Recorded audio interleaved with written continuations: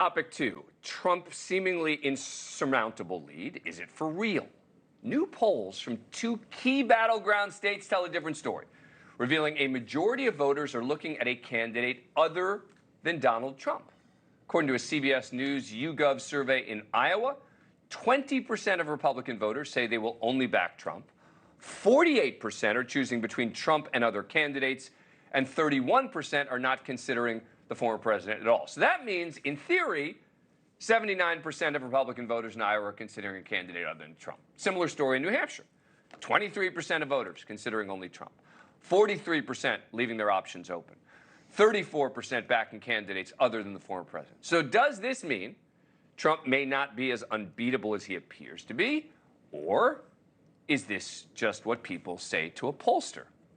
Depends how the questions are always asked in these polls, right? So I don't necessarily think that anyone's lying to the pollsters when they ask these particular questions. People will say, yeah, I'm thinking about somebody else. But at the end of the day, what's happening in the Republican Party is a different dynamic than we've probably ever seen, at least in modern politics, is that, Donald Trump's a different animal. So there was a piece this week, by the way, on NewsNation. Chris Stirewalt did. He went out and talked to Iowa voters. And at the end of the piece, he came back on and said, what's really going on here? He said, more than anything else, it's just defiance. So people that support Donald Trump, even if they'll go out and say, we don't love the guy, they don't like the fact that they perceive everybody else is out to get him. So at the end of the day, when they're given the choice, they're still picking him, even if they say they're open to others. I would think that defiance, though, would be reflected in polls where they would say, pollsters would call and they'd say, I'm with Trump, and then maybe in the booth they vote for somebody else. I don't know. Well, even if you look at that biggest chunk that said they will not vote for anybody else besides Trump, it's like in the 20s. That's still higher than any other competitor. Like it's higher than what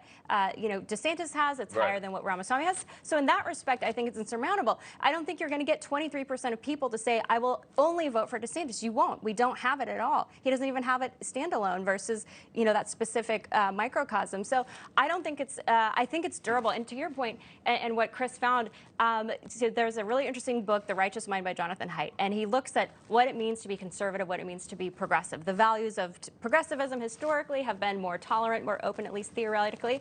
Conservatism, one of the core values is loyalty. So each indictment actually activates this loyalty within conservatism, in part because of, for example, you had the DOJ admitting there was a FISA application that was fudged because there was an email alteration by a DOJ employee at the FBI. I mean, that's horrific. And then you have the millions of dollars spent on the Mueller report that did not prove a Russia collusion. So you have over and over, and then you have the media and the text. What does that have to do with the Mueller report paid it has to do with the loyalty. It has to do with the sense that Trump has been, the FISA application had nothing to do with Donald Trump, though. It had to do with his campaign, though. No, it was about Carter Page, who wasn't even working on the campaign at the time. But it had to do with Operation Crossfire Hurricane, which was the surveillance of the campaign. And so those sort of revelations. The surveillance of Russian spies that might have been interacting with campaign members. But it was a forged. They altered the email. Just real quick, back to some of these Republicans might be more loyal to the rule of law than to the former host of Celebrity Apprentice. We have to keep in mind that primary and caucus voters in New Hampshire and Iowa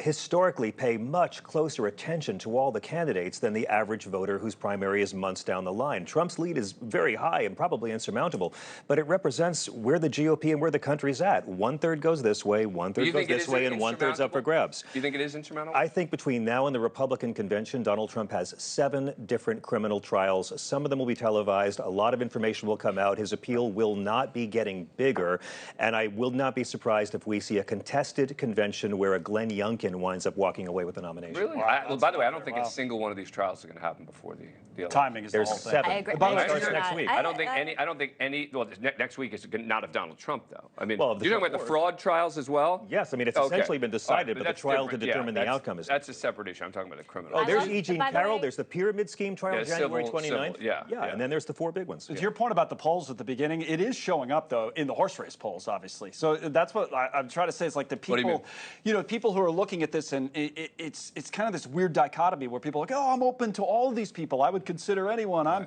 don't love Trump. But then when you actually give them choices, names, he's still way ahead. I mean, it's weird. I think that's very the hard to explain. Yeah. I think people want to seem to the pollsters like they're open-minded, right? Yeah. Well, I'm open-minded. I'm willing to. But in reality, I do think Iowa and New Hampshire Republicans are more open-minded.